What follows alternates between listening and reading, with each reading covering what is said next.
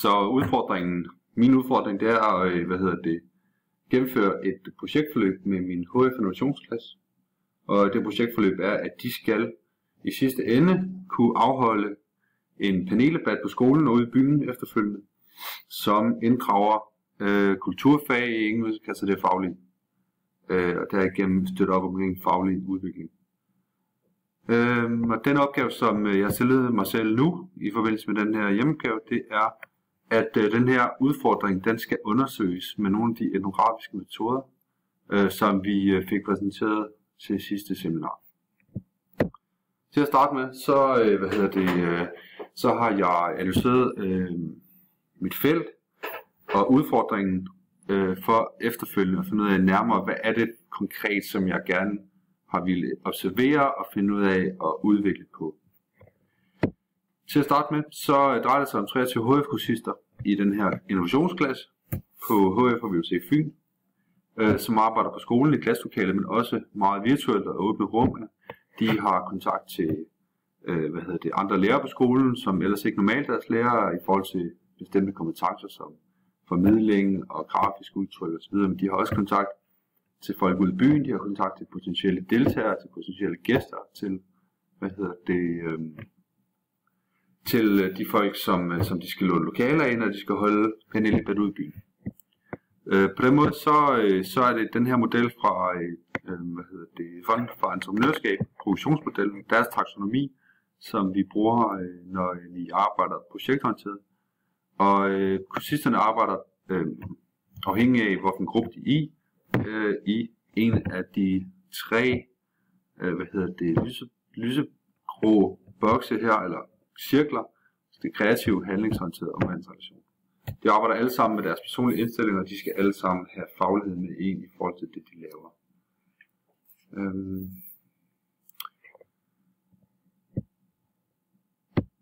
Sådan helt konkret, så så har jeg haft i forbindelse med udforskningen af det her felt og den her opgave, så har jeg har fokus på kursisternes handlingskompetence. For det er nemlig sådan, at kursisterne skulle arbejde i grupper i forhold til bestemte opgaver. Vi har så arbejdet lidt med, hvilke opgaver der var, hvilke grupper, som de skulle deles ud i. Og så har jeg nedsat nogle rammer. Jeg har fastlagt nogle rammer for de her grupper. En gruppe skulle arbejde med det logistiske og koordinationen i projektet. En anden gruppe skulle arbejde med selve eventet og dets indhold og struktur. Og en tredje gruppe skulle arbejde med PR, altså reklame for de arrangementer, specielt i forhold til det ude i byen, hvor de jo ikke får skolen involveret så meget. Det som så har været spændende til at starte med, også i forhold til handlingskompetencen, var, hvordan kursisterne greb den her udfordring med at sammensætte grupper an. Og helt overordnet så fik kursisterne den opgave at dele sig ind i forhold til de her grupper. Min bekymring før det modul, hvor de skulle inddele sig i grupperne, gik meget på, at de ikke ville kende sig selv eller hinanden godt nok, eller ikke være i stand til at forstå de roller, der lå i de forskellige grupper godt nok, til at kunne forholde sig til, hvor de selv passer i, og sammen med hvem. Så ville kursisterne i sidste ende med at blive for frustreret over opgaven, og ville de ikke være i stand til at løse den på egen hånd, vi er blevet nødt til at træde til og hjælpe dem til at strukturere sig selv i forhold til den arbejdsdel. Der havde jeg så,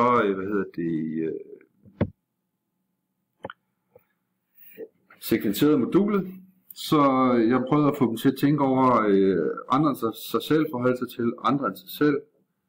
Først med en walk and talk, hvor de skulle snakke med hinanden om, hvor de andre passer ind i forhold til de her grupper her.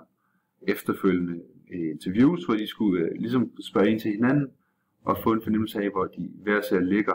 Først efter det skulle de begynde at skrive sig selv ind i et fælles dokument. Planen var så, at de skulle efterfølgende gå en tur og snakke med hinanden om, hvordan at andre måske passer anderledes ind i grupperne, end de selv havde skrevet på nu. Og altså snakke med hinanden om der måske var nogen, man skulle tage kontakt, for nogle af de andre fra klassen, man skulle tage kontakt til i forhold til at flytte rundt på dem. Til sidst skulle de her grupper så gerne ligge meget fast, og kursisterne skulle så ellers sættes til at lave en SWOT-analyse, altså hvordan passer de selv ind godt i forhold til den gruppe i, hvilke styrker, svagheder og muligheder og begrænsninger kan vi se. Ja. Trusler. Mine observationer gik på, at da der var de så var i gang med det her arbejde, så startede de umiddelbart meget godt. De to strukturerede sekvenser forløb meget godt. Herefter begyndte det desværre at falde fra hinanden. Og en af de hovedsagelige grunde til det var, at jeg ikke formåede at få splittet to af de klikker op der i gruppen i klassen. De fik ikke rigtig en sådan helt god forståelse for hinanden.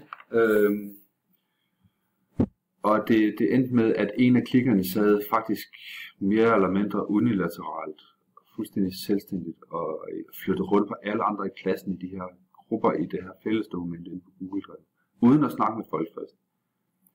Så i princippet så kan man sige, at det her med at forholde sig til andre, de forholdt sig til, ikke rigtigt til andre som mål i sig selv, kan man sige, som personer. De fik ikke spurgt dem, må jeg flytte dig herover, eller altså de sad i nogle små grupper, og der var specielt en lille gruppe med nogen, som ligesom bare tog beslutningerne for andre.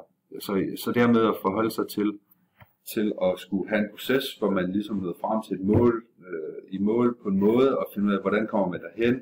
Altså det her med, at man bliver nødt til at inkludere andre i beslutningerne, og snakke med dem om, hvor de selv hører til, osv. Det fandt de ikke rigtig ud af. Den brød sammen, den her proces, som fællesaktivitet. Måske før den rigtige var startet op, fordi at det var kun i den forbindelse med mine planlagte aktiviteter, der sådan rigtig lykkedes med at få komme til at tænke på andre end dem selv.